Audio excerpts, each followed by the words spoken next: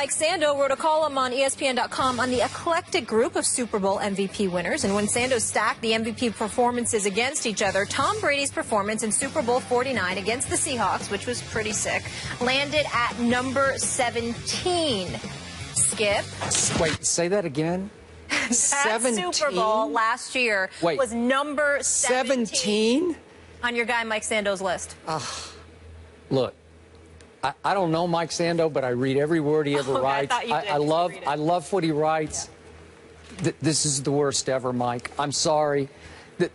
Not only should he not be 17, his other Super Bowl against Carolina is at 16. He shouldn't be at 15 or 14 or 13. He should have been a runaway, no doubt, #1 on this list for what he did to the Seattle Seahawks in last year's Super Bowl. Shouldn't have even been close. And this, Stephen A., this falls back into that category. I don't want to call it Brady hate, but it's jealousy, it's resentment, it's not enough respect for. I don't get it, because what he did to what was regarded going into the game as one of the all-time greatest defenses in the history of the National Football League should easily qualify as #1.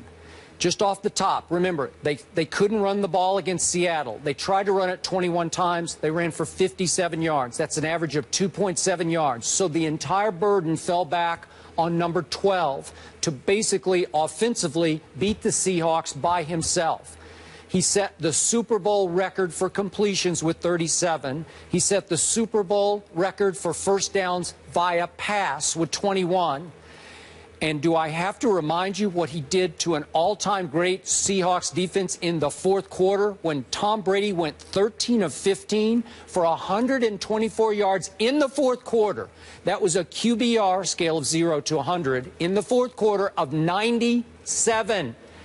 2 touchdowns, brought his team from 24 to 14 down. We all know what happened at the end, but Tom Brady won the game. You can say that the Seahawks lost the game. Tom Brady put his team in position to win the football game with his arm and his head.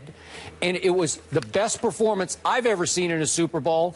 And I don't know how circumstantially you can argue any other game played by any other quarterback, but I will let you try. Or you can agree with me if you so choose, which would be the smart way to go.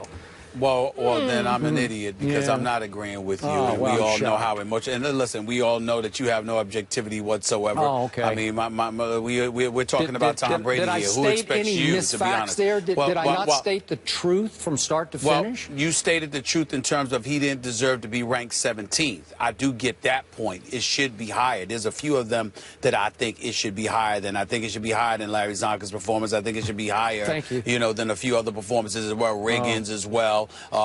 Stuff like that. But I will tell you, Skip, it's a toss-up for me. You got Phil Simms' performance in, Super Bowl 21, where he completed all 10 of his second-half passes for like 165 yards and 2 touchdowns, and he was absolutely sensational in that second half against the Buffalo Bills. But my favorite is for my Steelers. My favorites for my Steelers, of course, Terry Bradshaw. Terry Bradshaw, Super Bowl 13, and what he was able to do, throwing for over 300 yards, throwing for 4 touchdown passes, completing 8 of his 9 passes. Yes, you were there. He was Terry Bradshaw was absolutely sensational, not just with that, but with his play calling as well. And obviously, it was a thriller. Your Dallas Cowboys, if I remember correctly, lost that Super Bowl. No surprise there. No surprise there. Okay, Jackie so the way I look at it, touchdown pass. Yes, he did. It was Jackie Slater call on Benny Barnes, my cornerback. Jackie Slater. That even the NFL later admitted was a bad call. So anyway, it happens. It happens. But well, listen, I keep trying to tell you, the Dallas Cowboys. What do I say? Say it with me. An accident waiting to happen. Okay, this is who they are. This is who they are. This is who they've been. So that's what it is. They beat the Denver Broncos in a Super Bowl, and they beat the Miami Dolphins in a Super Bowl, and then they won 3 in the early '90s that should have been 4. But go ahead.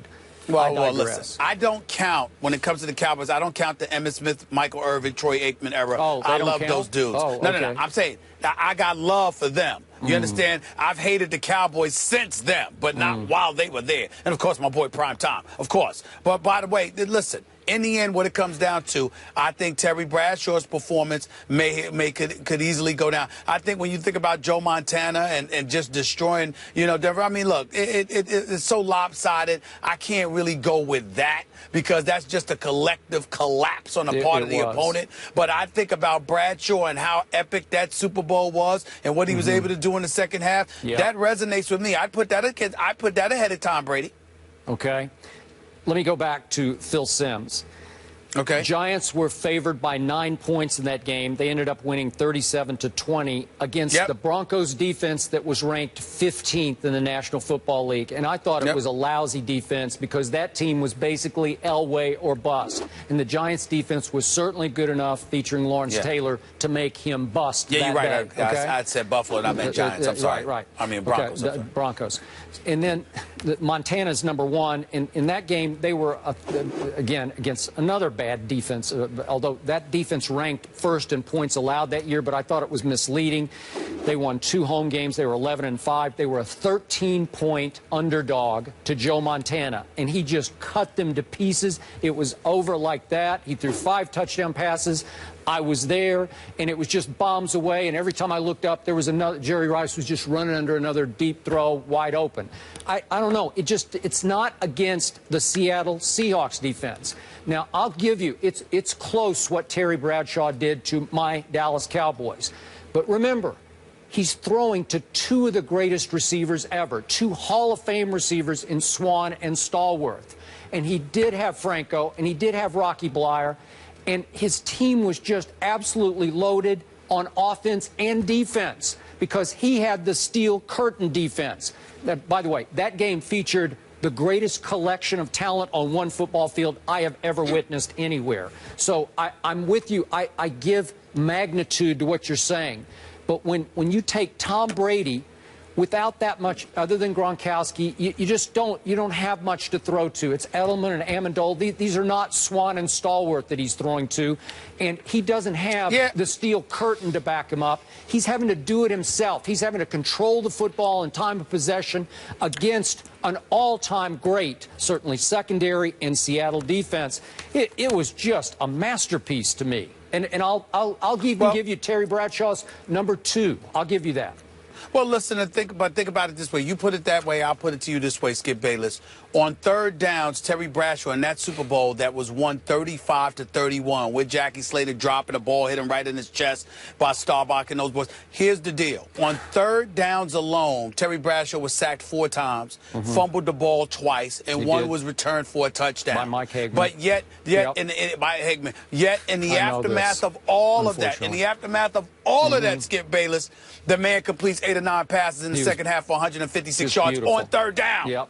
After being sacked 4 times. Let's think about that for a second here. I'm just saying, Terry Bradshaw, that was a sensational Super Bowl. I'm sorry. I will put that #1. And as he said after the game, and as Cliff Harris and Charlie Waters told me after the game, Landry stuck us in man defense every first down. We were man-to-man on the edges against Swan and Stallworth, and Bradshaw laughed about it to me later when I got to know him in Dallas and said, we knew every first down was like bombs away. So, again, I'm going with Tom Brady. Sorry. All right, let's leave it there. I like 2007, 2011. Moving on. Up next, we're breaking down the apparent You're not going to get away with that. At quarterback in this year's Super Bowl, Ryan Clark in the house. Ryan, where are you? Super Bowl ever? Oh, Is that what we're stop talking it. about? Let it go. Why do you remember everything? Yeah. Back in a few.